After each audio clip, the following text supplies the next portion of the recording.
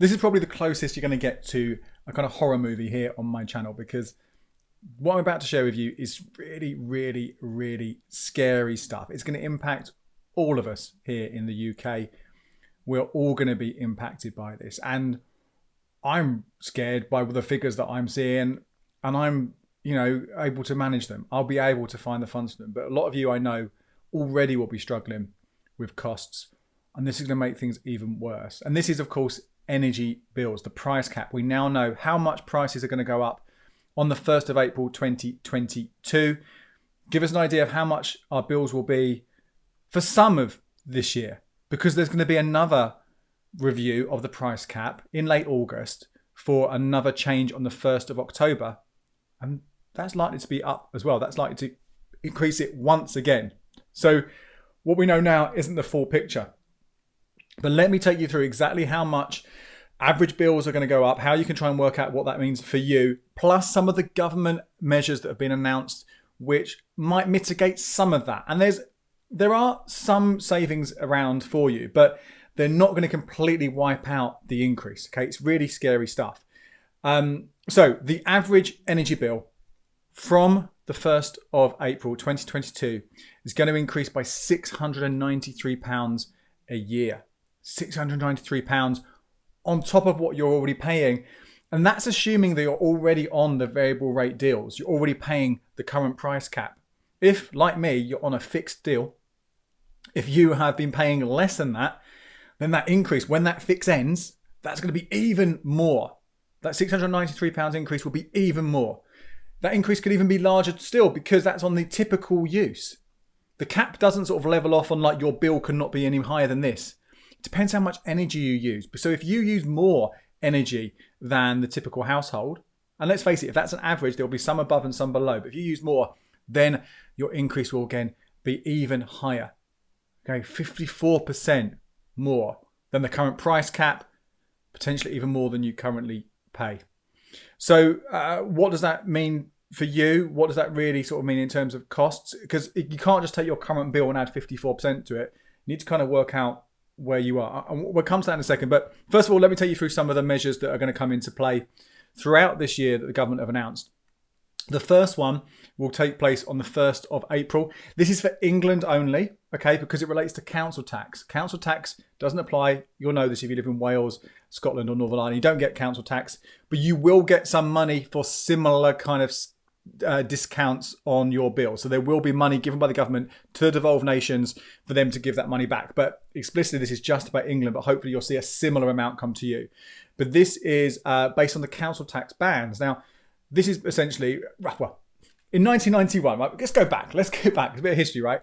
Council tax bans were decided generally by a car driving past a property, and they go, right, that house over there, let's put that in band B, or that one over there, let's put it in band E, okay, whatever it might be. That's what was decided 21 years ago, what band you're in. Things have changed. Areas have been developed. Houses have had extensions. All this kind of stuff's going on. But effectively, your council tax band is what it was set at 21 years ago. And in theory, the lower the band, the less you'll pay. And obviously that does vary around the country, but this isn't a video about council tax, right? Anyway, if you are on bands A, B, C or D, so the first 4 bands, the lower end bands in your area, then you will get a £150 rebate to your council tax bill in April. And this is, although it comes off your council tax bill, so you won't pay it on council tax, that is to mitigate against rising energy costs. Now, 150 quid is obviously nowhere near £693. But that is something that will bring down that cost a little bit from April. Again, only bands A, B, C and D.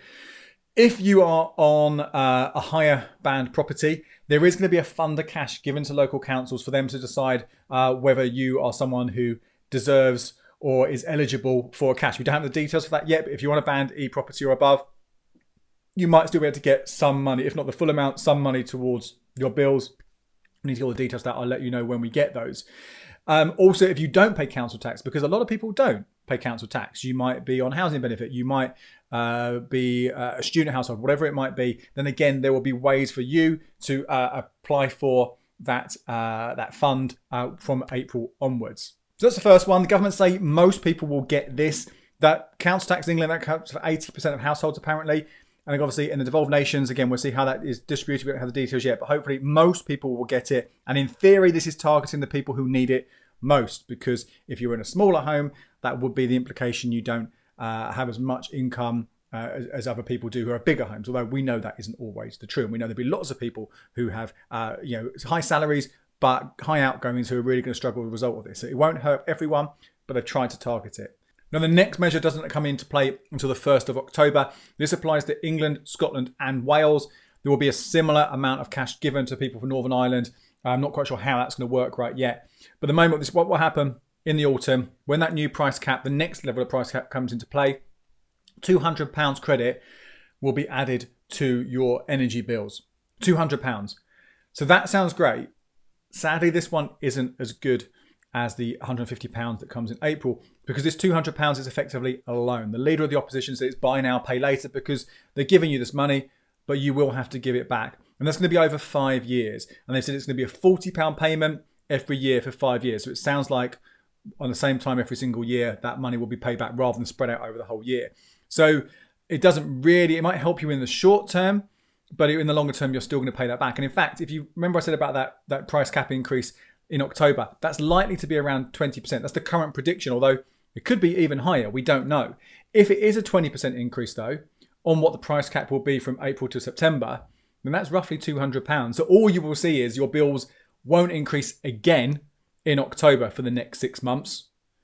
However, again, it's all about typical usage. So this happens. So it's 150 quid for 80% of households in the UK and similar funds going to devolved nations from the start of April. But that's only going to be a fraction of what the increase is going to be. Then in October, you're going to see another increase. We don't know what that's going to be yet. Prediction of 20%, could be more, could be less, but likely to be the same or more. And that will be partially mitigated by a £200 loan effectively on your energy bills, which you will pay back interest-free. There's no charges on it, but interest-free over 5 years. So lots of numbers there, but how do you actually work out what that means to you? How can you kind of predict how much your bills are going to be over the next year? Particularly with all the other increases we're seeing everywhere else. Mortgages, national insurance, supermarket, prices going up again and again and again. It'd be great to kind of get a better fix, wouldn't it, on roughly what your bills are going to be.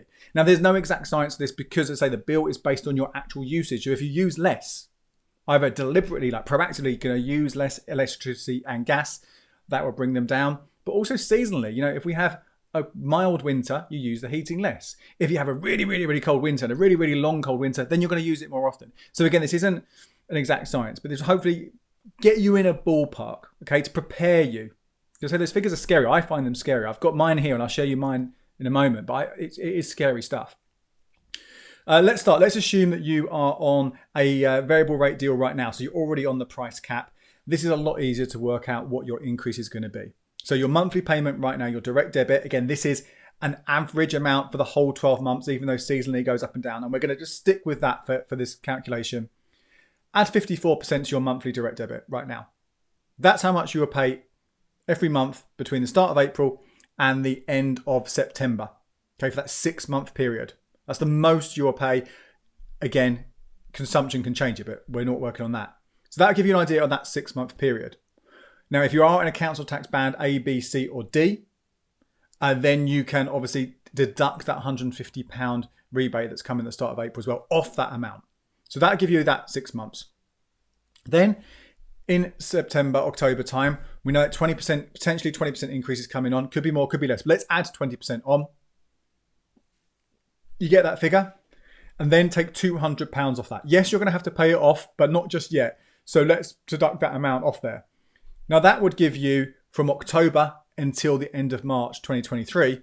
But we're only in February right now, so we've still got a couple of months now. So technically, if we're talking about the next year, the next 12 months, just divide that amount, just do it by 4, add it together, add in what you're paying right now for the next couple of months, and that will give you the amount for the next year, how much your energy will be, give or take. Now, if you're already on a fix right now and it hasn't ended yet, so I've got a fix that ends in just a month's time. At the end of February, that will end. So I'm paying right now a very, very decent rate in comparison. It was a lot more than it's been for years, but it's still in comparison to others. That ends then. Yours might still have 2, 3, 4, 5, 6 months to go. Possibly you might have fixed in September. It's possible, but around that time it was starting to be a bit touch and go whether you should be fixing versus the cap. So imagine most people at some point between April and the end of September will go onto a variable rate if they're currently fixed. If not, like me, at the end of this month. So you need to factor in how much you've got of your current fixed rate to go. But obviously if you want a fixed rate right now, you don't know what the price cap is right now, how much you would be paying if you want a variable rate. So I would go into a comparison site. Money Saving Experts Cheap Energy Club is pretty good for this. Put your details in, and what you want is your actual energy consumption over the last 12 months. You'll find that on your bill. So it's in kilowatts an hour for your gas, kilowatts an hour for your electricity. Put that in.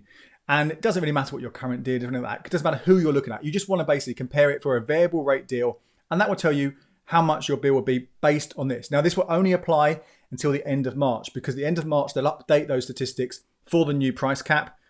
But that's all fine as well, because if you're looking at this watch video in April onwards, then do the same thing and work out exactly what the price cap figure would be for you if your fix ends after April. Does that make sense? Yeah. So you've got that figure, and that's what you'll be paying. So for me, I'm going from £114 in February, which is my fixed deal. That ends. Went to comparison site, worked out the current price cap means I'll be paying £143 in March. Only 1 month of that, because I've only got 1 month before the new price cap comes into play. Then I've taken that figure, that £143, and then I've done what I said before. I've added 54% to that, and that gives me a monthly figure of 220 quid. So the amount I'll pay in April will be almost double what I'll be paying in February. Scary stuff, right? Really, really scary. Almost double. Forget 54%, I'm at nearly 100%. And then I've done the same thing, taken that figure, and I've added 20% to that to give me an idea of what I'll be paying from October onwards. Looks like 265 quid.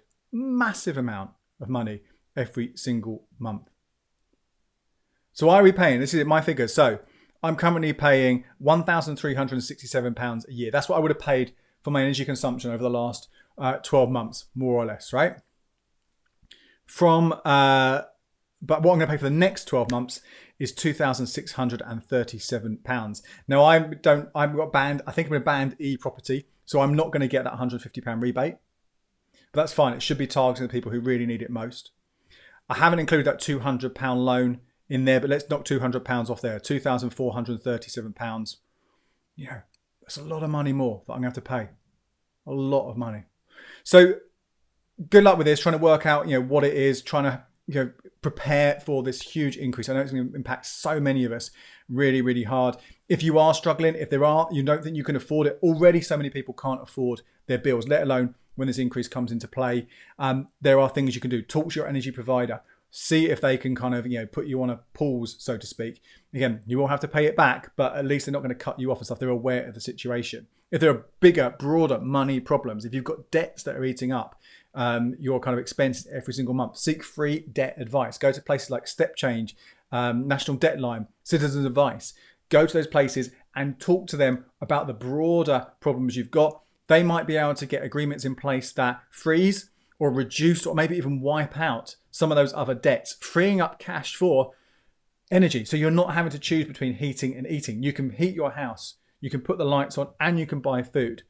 These are fundamentals that we shouldn't be sort of challenged right now, but so many people are facing this problem right now. So hope this was useful for you. If you've got any questions, whack them in the comments below. I would try and prioritize this one over other videos because I appreciate a lot of you are going to be worried about this. In the meantime, there are some ways to try and make a little bit of extra cash. I've shared them in these related videos, so do check those out. My name is Andy Webb. Thank you so much for watching.